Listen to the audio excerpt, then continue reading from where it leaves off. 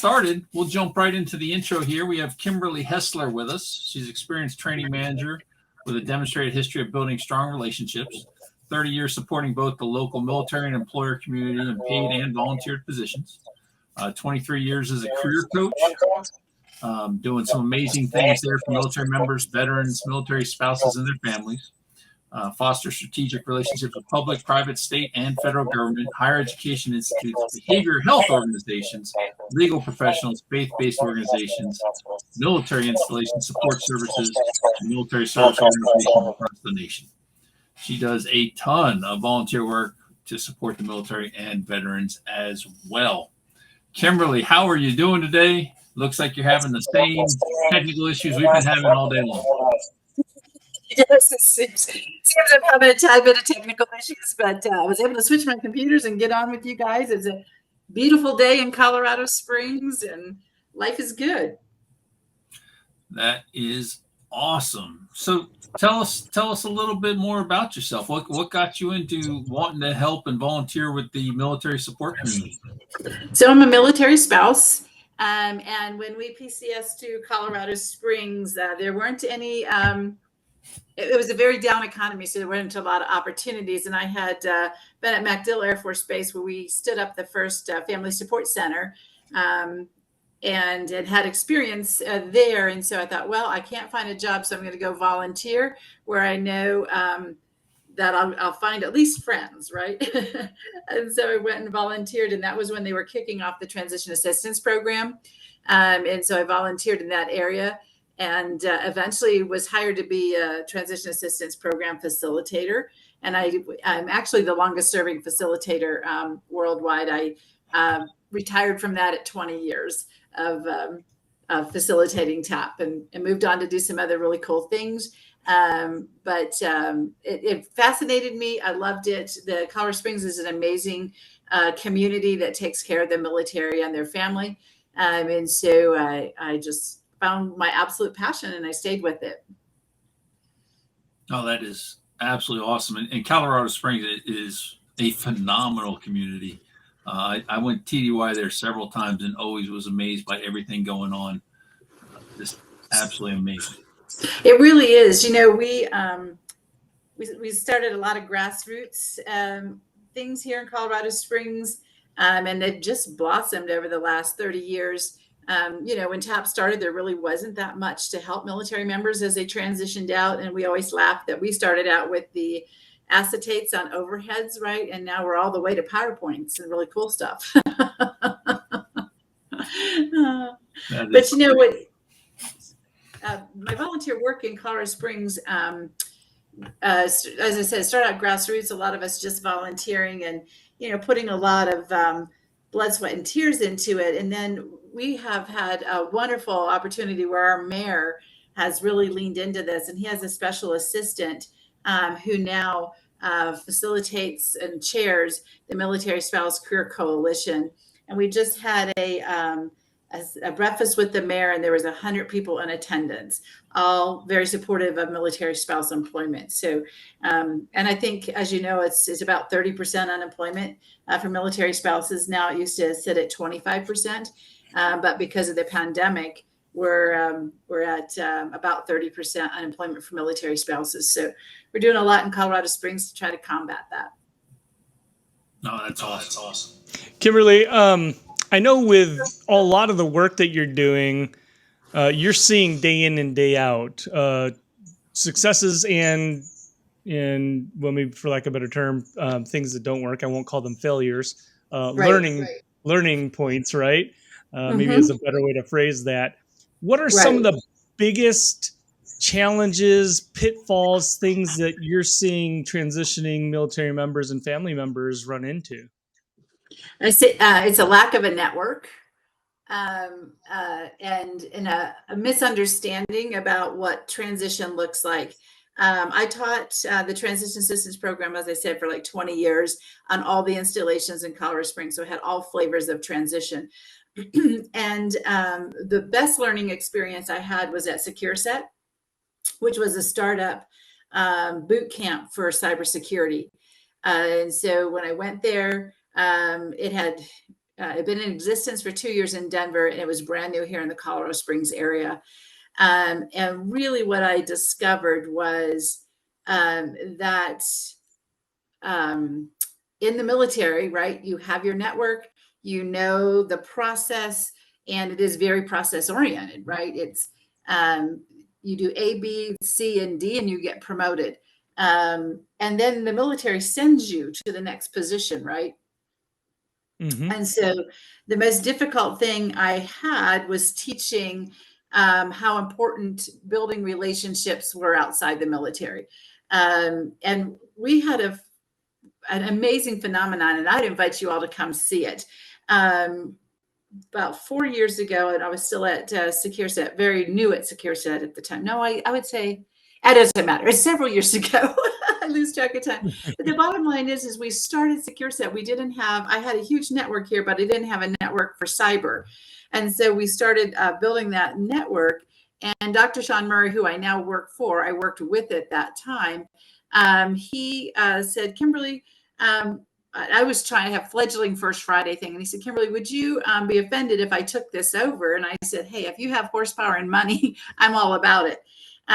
You start it, you get it going, and I'll bring my students to it. So every First Friday, we have an event for cybersecurity. It's at Jack Quinn's. It's a local pub, and we rent the upstairs.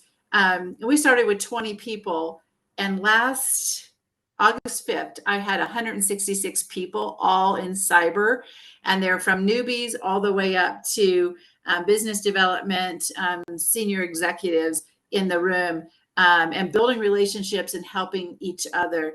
And what we have seen over the last, I would say, 1 to 2 years is that the growth is phenomenal. We get a lot of mentoring. When Shawn and I started it, it was just to kind of get people involved and connected.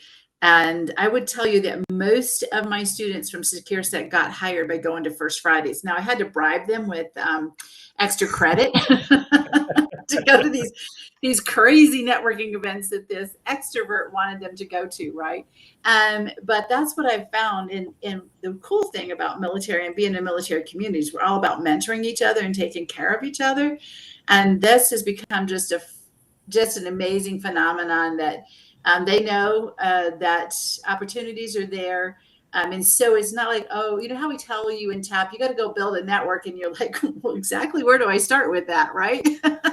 Let's go talk to somebody, And this really focuses in on it, but I do think that's the biggest challenge is how do I build this network? How do I do this? And I had a hard time with them because as soon as they got stressed, they went right back to the process. I'm just going to apply online. I'm just going to tweak my resume some more. I'm spend hours and hours on that, and I'm going to get 200 rejection letters, right? Yeah, or ghosted.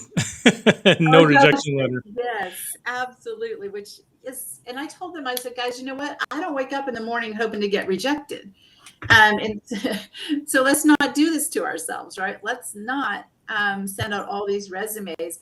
Just endure this for a couple hours with me and see that people, in the cyber industry are really friendly, even though lots of introverts, right? Very, very much want to talk about it and want to help, right? And I've seen that through other industries. So we're modeling a networking event for military spouses after that. And working hard to get that off the ground. That's been going about 3 or 4 months. We still have more mentors there than we have military spouses, but I think it'll take off eventually. How? Oh, go ahead, Shawn. Well, I was going to ask, is that are they able to do that or tie into that virtually, or is it just locally meeting there in Colorado Springs for the military spouses? Because you might be able to pull in a bunch virtually if that's capable. So right now we're just doing it in person, but that may be something to think about, right? And I've also thought about that for Cybersecurity First Fridays, right? It's like it is such a phenomenon. Can we do that virtual, right? Is there a way to do that? I don't know, but I think that's a good thought to have, and I can take that back to leadership and see what their thoughts are on that. My question was going to be, how important is it for, and maybe directly related to what you do, how important is it for military transitioning or spouses, right? The related groups that we're talking about to get certified, like the CISSP, or if you're in a different industry, maybe it's HR or whatever other certifications are related to your field of expertise. How important is that? So when it comes to cybersecurity, this is what we say: certifications get you hired, degrees get you paid. So Hmm. what many times military members do not understand is how DoD contracts are written. And this is extremely important in DoD. May not be as important in private industry, but with DoD, if you do not, you can be a brilliant cyber person, you've done it in the military, but if you do not come to me with a Sec Plus, I cannot get you hired. There's just, unless you like have a TSSCI, CI poly, and they're like, okay, we really want you, and we'll hire you, and we give you X amount of months to get Sec Plus. And please foot stomp this. It's called Cool, Army Cool, Navy Cool, Air Force Cool, Marine Corps Cool. All these certifications are in there for free. Yep. And they can be taken this prior to coming out, right? And if you come out and you don't have this, it even, what bothers me is, yes, and I maybe exaggerated a little bit. You have to have TSSCI, CI poly. They'll take a chance on somebody with a secret, but you put yourself in a really, really stressful situation of, okay, I hired you, you have 90 days to get a Sec Plus. I just did this with a lady. She was so stressed out because if she didn't pass that Sec Plus, she couldn't keep the job. So you put yourself in a brand new position, coming out of the military into a whole new world, and you have 90 days to get a Sec Plus, right? And it's one of the, it's not an easy test, right? A plus, Net Plus, those are kind of more basic, but Sec Plus, and then once you get Sec Plus, CEH and CISSP, CISSP is extremely difficult. So I encourage people, and we sell certifications, but we're not going to sell something to you that you could have got when you're in the military. If you're still in the military, we're going to say, go get your Sec Plus in the military, get your basics. And then when you're coming out, then come to us for CISSP. But get all those certifications while you can. It'll make your That's transition. huge. Yeah. That's huge, and I can relate to that because, again, I didn't serve 20. I did 4 and out, active, inactive. But when I got out, I mean, I'm a young guy, right? I'm in my early 20s, and I was a medic in the Air Force, but I did nothing, and there was no path, at least that I was made aware of. And I even worked in the command section for the major general of the medical wing, but nobody ever led me down that path. When I got out, I was like, well, I'm just going to go back to college. I'm going to get the degree I want to get and start over, right? Basically. So that is very instrumental advice. I think that everybody needs to take note of that big time. Yes. And, a lot of people so let me talk about your schooling, and don't let me forget to talk about chasing the money. What a lot of people don't understand is in 24 months, if you go to college and you're going for a 4-year degree, 24 months, that's the end of your clearance. So all of a sudden I have this young professional coming to me who's like, hey, Kimberly, I have my bachelor's in cyber. And I'm like, so when were you read out of your clearance? Oh, 4 years ago. Well, it's gone. So now I have somebody who has a degree and no clearance. Well, in Colorado Springs, it's easier for me to get you a job if you have a clearance and a cert, and then you can get your education, right? Because I can train you faster than I can get you a clearance. Mm-hmm. Right? Mm-hmm. So that's a lot of times young professionals coming out of the military don't understand. Is they're like, wait, I have a 10-year window. No, that's if you're active duty, right? As soon as you stop using it, you have a 2-year window, and then it's gone.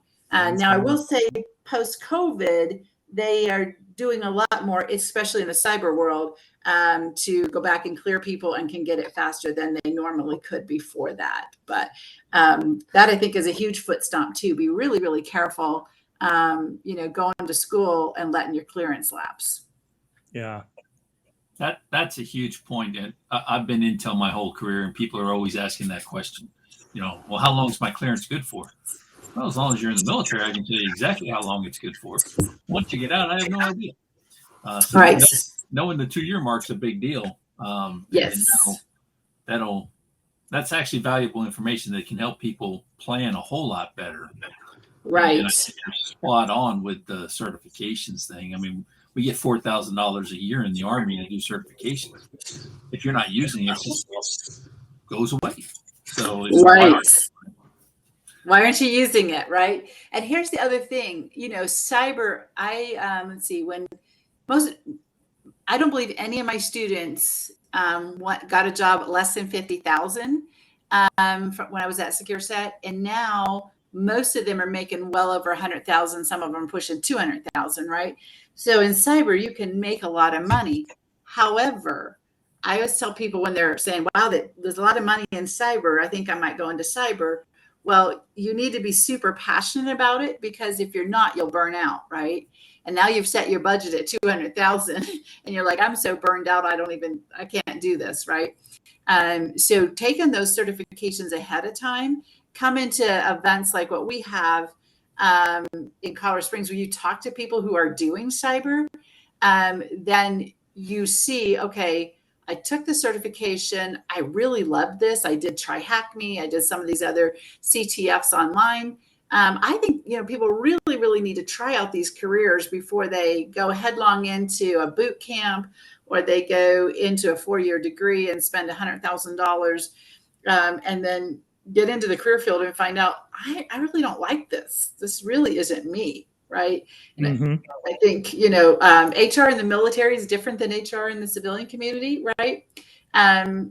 So I really encourage people to really explore it and do informational interviews and talk to people. I think the easiest way is to talk to people who, have been in the military and gotten out. Right. And LinkedIn is a phenomenon that was not there when I first started this. We barely had the internet, 30 years ago. But now LinkedIn is there, and they can talk to people, and they should start this 2 years out. So that in fact, I just helped a gentleman who is deploying, and he called me and he wanted to pay for a cert. And I said, but wait, you're telling me you're National Guard, and I know about Army and such, but doesn't National Guard have the COOL program? And he said, yes, I think they do. I said, well, listen, you go and you come back and tell me if you have COOL, because if you do, then while you're sitting on deployment, I want you to get A+, Net+, Sec+, all of those done for free. And then you come to me and we'll get you CISSP, and Dr. Murray teaches that. And he's been there, done that, and has multiple t-shirts around how CISSP works. So he's not just somebody teaching CISSP, he lives and breathes it, right? And so that's what this gentleman's going to do. We're going to stay in contact for the year to see if does he really want to do this, right? So that he has a good, solid plan when he comes back from deployment. And I think, some people are very busy on deployments and some are not. My goodness, if they could take advantage of this and really decide what I want to do when I get out and build those relationships, it would be such a better transition, which, by the way, I don't think it's a transition, honestly. At Secure Set, I really learned that what I believe it's a transformation. That's a bomb drop right there. That's a knowledge bomb drop for sure. Okay. I absolutely agree. It's transformation. And part of that transformation is really participating in your community. Yes. Right. And so I know that, you're involved with the association. How impactful and I know we're getting an echo here. Let me see if I can fix this for a sec. How important is it to be a part of, a member, active in your professional association, and what benefits would you get from that? So important. And again, that's an easy network, right? You're going where there's people who understand, especially cyber, right? Like you go to dinner parties and you try to talk about cyber, and most people's eyeballs roll back in their head, right? They have no clue what you're talking about, right? so, so you go, and really, honestly, I'm the soft skill side of it. So I smile a lot and nod, and I haven't a clue what they're talking about, right? But I'm like, hey, can you fix my computer so there's no malware on there? Uh, but so I am the VP of membership for ISSA here, and this is so crucial. I find that it's harder in my generation. I mean, I'm 60 years old, right? And it was a big joining.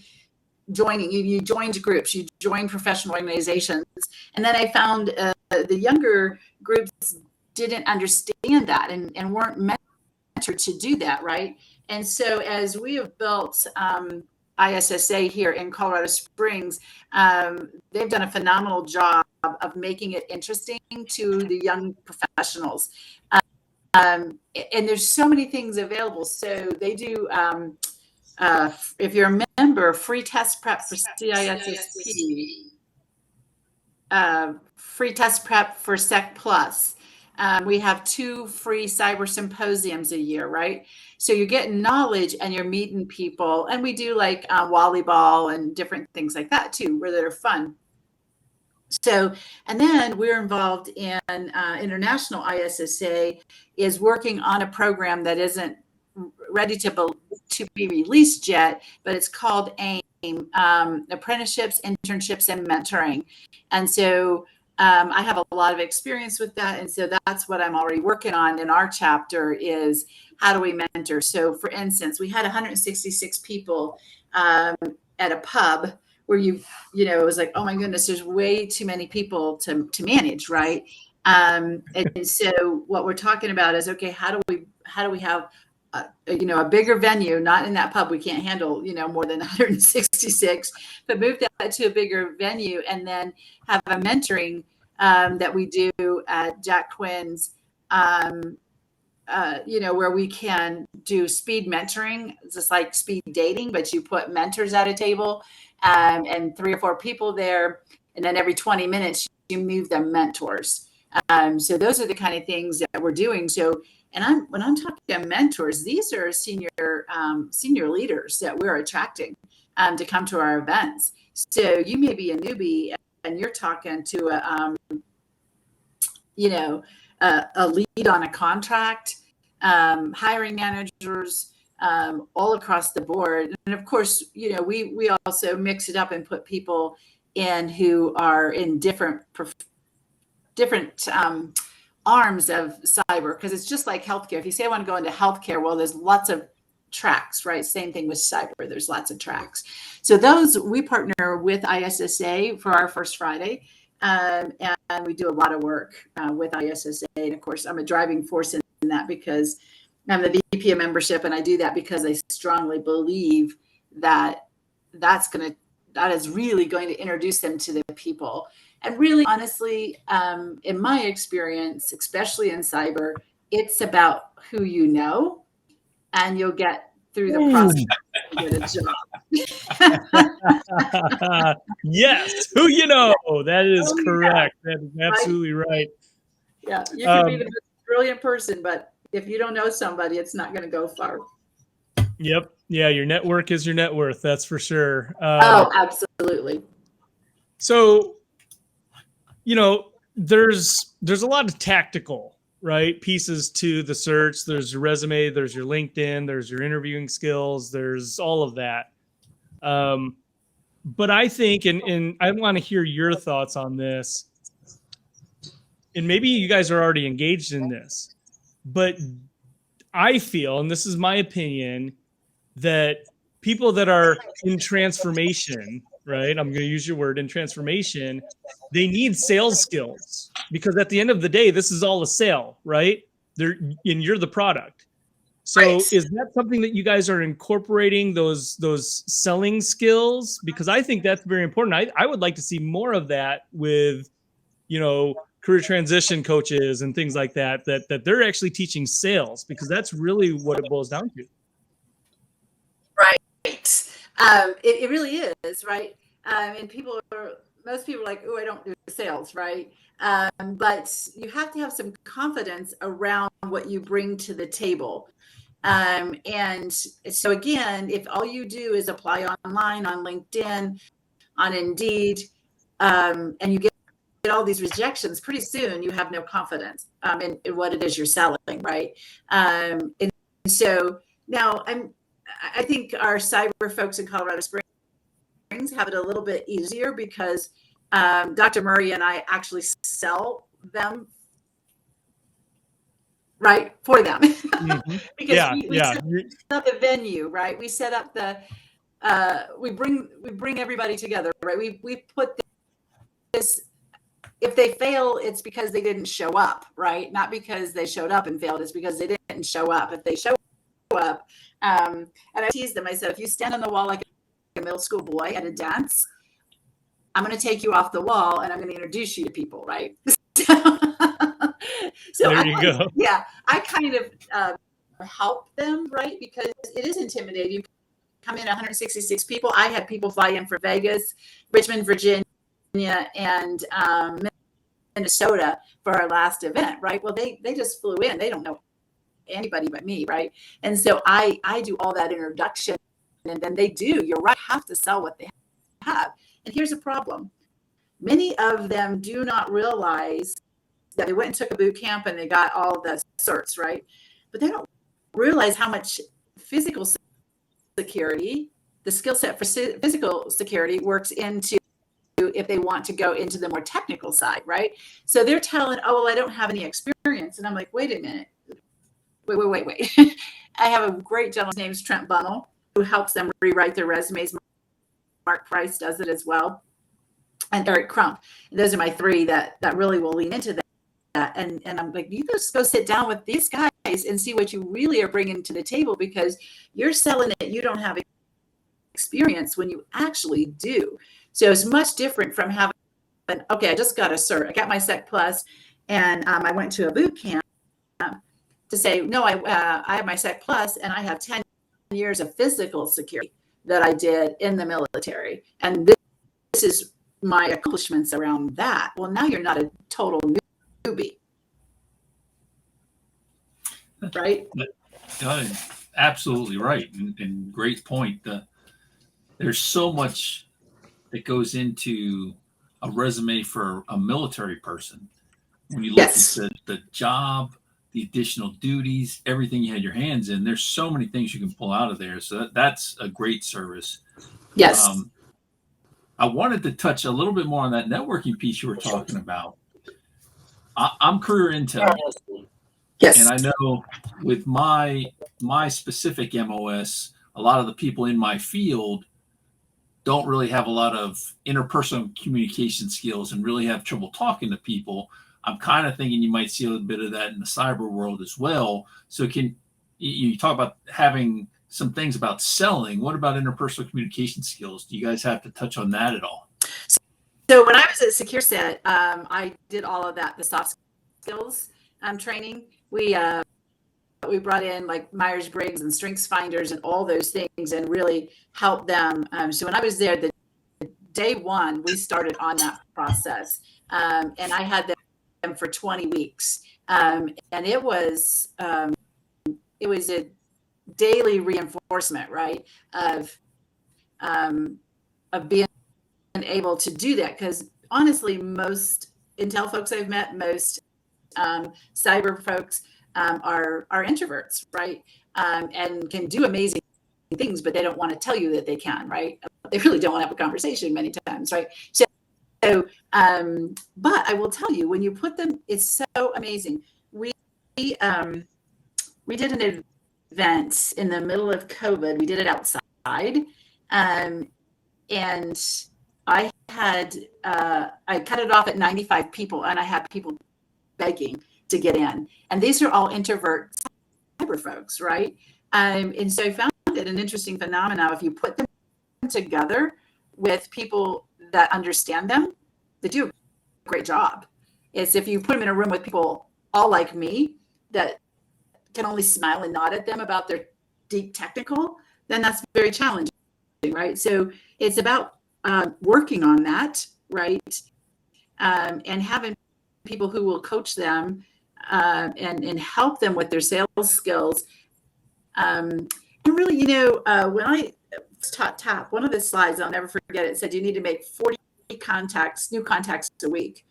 I'm an extreme extrovert, and I can make the wall talk to me. But 40 new contacts, 40 new contacts a week, I can't even manage that, right? So let's make it contacts. Let's make it build relationships. Let's make it all about relationships. And that's exactly what we did at Secure Set. So we, and then now that's what we're doing. And then Dr. Murray did that with Murray Security Services, and that's what we're making in our community. So it's a family. We're about taking care of each other. And that's Colorado Springs. Like I would always tell military members and veterans, if you're sleeping in your truck, that's up to you. You do not need to sleep in your truck in Colorado Springs. You should never be homeless, hungry, penniless as a veteran in Colorado Springs, because we have so many nonprofits and we work as a family here in Colorado Springs. And that's what we developed. So when I, I don't know how you do this outside of a structured setting for veterans and military spouses, but what we did is each graduating class then got to come back and mentor a team, or just come sit on a panel, or come practice practice interviews. We did all of that, and I really think that's the success of our cyber folks here in Colorado Springs, is because we could really get our arms around that and create a family in this process. I would just love to have you guys come. It's just hard to explain how this works, but you really don't see anybody left on the sidelines if they show up at an event, and we take care of them. And so the professional organizations work into that, right? Like ISSA, yes, I'm the VP of membership, but our president of ISSA shows up at the First Friday events too, right? So it's just an amazing family, like you experience in the military, where you take care of each other and you make sure everybody has what they need to succeed. Yeah, there's a lot of career transformation groups and organizations out there, but you could go right to one or two or three of those every single day, and you're getting a lot of the same information, right? There's overlap there.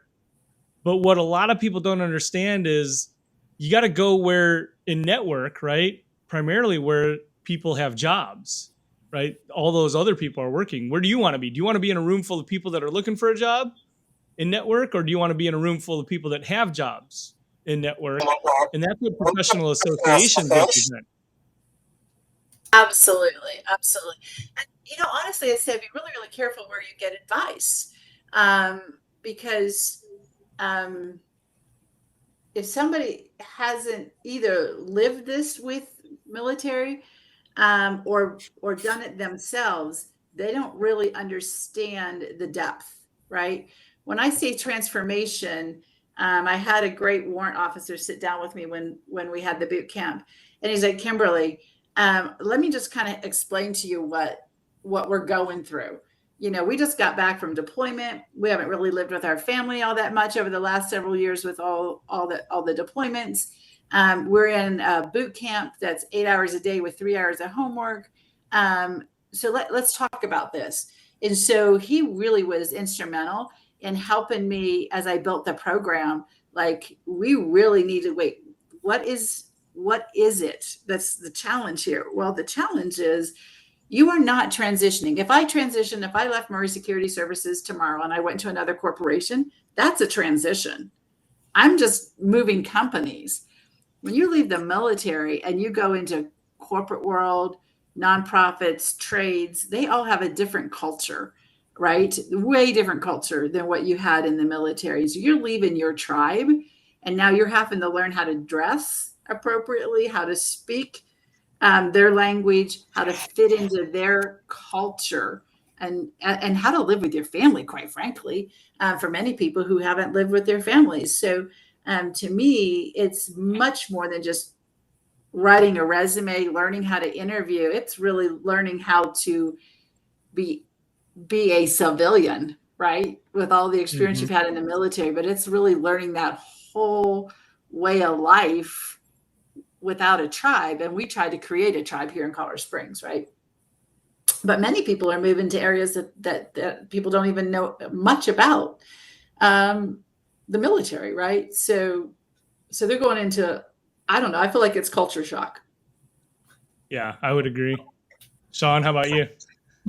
I think that's an amazing point. I think it plays to your point about transformation, not going through a transition. You're actually transforming, because that's essentially what we have to do. And some of that's coming out of your shell, maybe using the butterfly metaphor, but we definitely have a lot that we have to go through. Yes, absolutely. And that's again why I always say, you know, start 2 years out, right? And quite frankly, when I get a chance to talk to younger military members, I tell them, like, you need to start now, because we all think we're invincible, right? And I'm going to do my 20.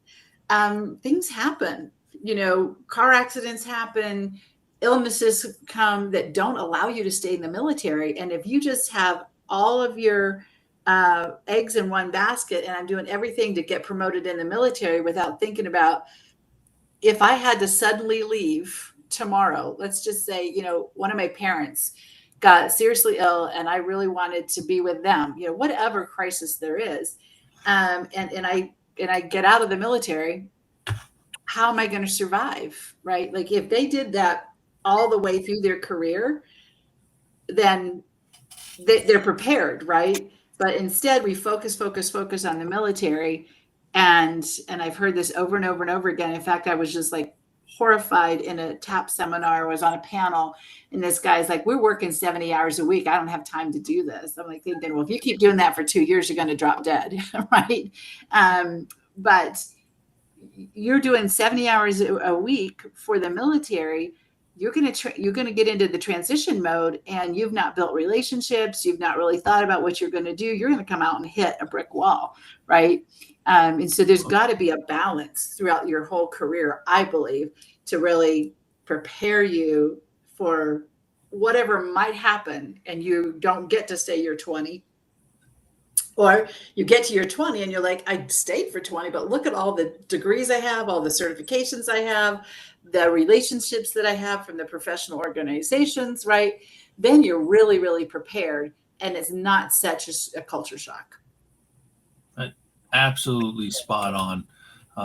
They need to start early and often. One of the best things I heard was someone say, as soon as you join the military, you need to start preparing to separate, which should definitely make for an interesting transition as that goes. But we are running down to the end here, Kimberly, and you've done some amazing things, and you're still doing some amazing things. Your work with Murray Security Services sounds fascinating, and then how you're still helping the military community is just absolutely amazing. So as we close out here, what is it that you need assistance with, or people can get involved with to help with what you're doing with the veterans and the active duty military and spouses in Colorado Springs? How can people get involved in all this? So, if they're in Colorado Springs, we'd love to have, people come to our Cybersecurity First Fridays. Love to have that happen. For military spouses, I think it's harder. I worked for MSEP, Military Spouse Employment Partnership, under the Obama administration, and it's so hard to find military spouses. They're so busy trying to survive and trying to take care of the family and everything. It's hard to get to them. So if anybody has suggestions on that, we'd love to hear that. And then the other thing I would encourage, when it first came out, I was like, I don't know, it's Veterans Beer Club. And when I first heard that, I was like, oh, I don't think so. I thought, I'm just going to go, and there's a bunch of guys sitting around drinking beer, and I'm not going to fit in, right? And so I started to go about 4 months ago. And now what we're doing, this is super cool. Veterans Beer Club is phenomenal here in Colorado Springs. It's a great network. Take really good care of each other, similar to what we're doing at First Friday. So if there isn't anything else, check out your Veterans Beer Club, because ours is really good about helping people connect into the community, connect into positions. And now what we're doing is military spouses are welcome at Veterans Beer Club. Veterans, military members are welcome at military spouse events, so that we're cross-pollinating and helping each other grow these organizations, so that we don't have those miscommunications like, oh, it's just a bunch of guys sitting around drinking beer. No, it's a lot of wonderful professionals coming together and helping the community and getting connected. So if there's not a Veterans Beer Club in your area, start one. Because it's a national nonprofit, right? So those are the things that I would say is get involved. And those of you in the civilian community who didn't serve and want to serve the military community, just let us know and we will help you plug in. Well, I'm looking at that. There's not one in DFW that I can see. So I think that there might be a candidacy for a club to start up in DFW. Well, there you go. Not one in Savannah either, but there is one in Jacksonville where I'm heading. So, if I'm not mistaken, didn't they get their start in Colorado Springs? It could very well could have been. I don't know. I'd have to ask the president of that. But I know we have one in Colorado Springs. I know there's one in Denver, and the one in Colorado Springs always goes to. And this is the other cool thing we do. Typically, we go to veteran-owned businesses and host it at a veteran-owned business. So we showcase the veteran-owned business, support them by eating or drinking whatever they have available. Right, a lot of microbreweries and those kind of things here, and supporting that community as well as supporting each other. Right, so we're boosting a veteran-owned business, getting lots of free marketing for them, and then coming together and helping. And we always share like who has jobs, who has information, where are their grants, which by the way, we have a huge grant out here that I've put almost 100 people through this grant to get cyber certifications. And so we let people know where there's some free money, where there's some free help. So that's a really cool thing. So if you want to come see a Veterans Beer Club, you can come do that as well. That is absolutely awesome.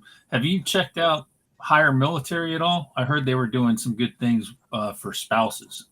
Yes, I love what Hire Military is doing. I think that they have the most traction of anybody. Brian Arrington, of course, I love what he does. Vets to Industry. I'm an advocate with him. But I would say what I've seen Hire Military do over all my years, and I was a military spouse for 30 years.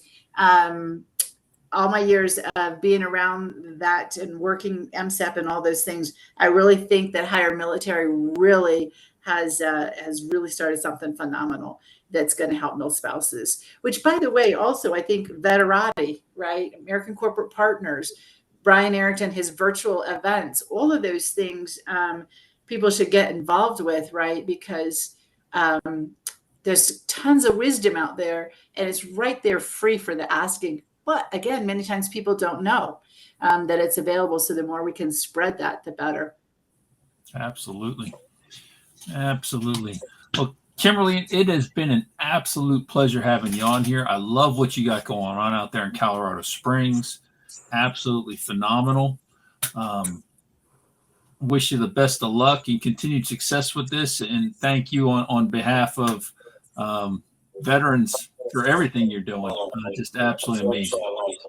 It's my pleasure. I love it. Get up every day excited to see what we can do today to help everyone. Absolutely. Most definitely. All right. Well, we thank you for coming on, Kimberly. And at this point, we'd like to thank everybody for joining us today in the chat, watching us. Hopefully you stuck with us through all the technical issues. It's been a heck of a day. We managed to pull it off, though. Unfortunately, we did lose one of our guests due to the delays that we had, so we'll try to get Jennifer on at another time. But once again, thank you to everybody for joining us today and for all their support as always. Mark, you got anything as we get ready to head off here? No, I thank you again, Kimberly. Very impactful. For those of you that are out there searching, I do want to give a shameless plug to the workshop, the Who You Know Summit. It is one of the best ways to learn, whether you're military related or not. It's one of the best ways to make sure that you're getting yourself out of the black hole, out of the applicant tracking system, getting yourself noticed, in differentiating yourself in your job search. So I'm going to put this up here just as we're closing here, but here is the link to register and join the summit. Outstanding. I highly recommend that. I learned so much doing that. Big fan of what the summit does. So thank you to all our guests again today. Mark, thank you as always. Great job today. And one of these days we're going to figure out how to keep Murphy from even showing up. That's right. For the title. Thanks, Shawn. All right. Talk to y'all later. Thanks for joining. Yeah, there's so many things you said there that are worth addressing.